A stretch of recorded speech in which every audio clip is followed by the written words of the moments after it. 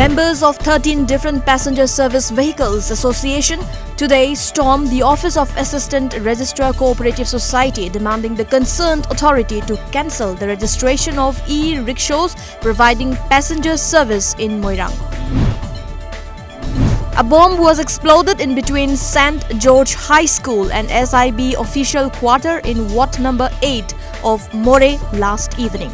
According to reports, the explosive was planted by unidentified miscreants inside a drain. No casualties were reported in the incident. A one-day Mao market was opened today at Tera Bazaar, Imphal.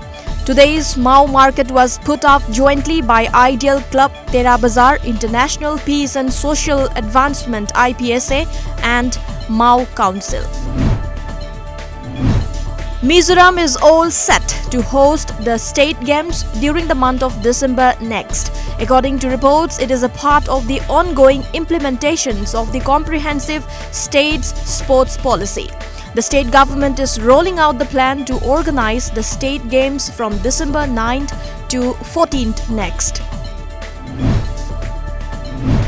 The Yirang Welfare Society YWS conducted a mass social service flood control work and constructed a huge spur by using sand-filled gunny bags in Arunachal Pradesh on Monday.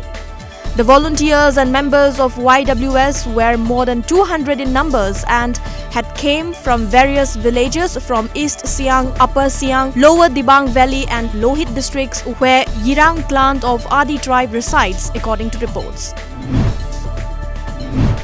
As the Indian Air Force celebrated its 87th birthday, the number 9 squadron of the IAF has been awarded for carrying out Balakot airstrike. 2 more squadrons received unit citations. Squadron leader Minty Agarwal's unit was awarded the unit citation for their role in Balakot strike.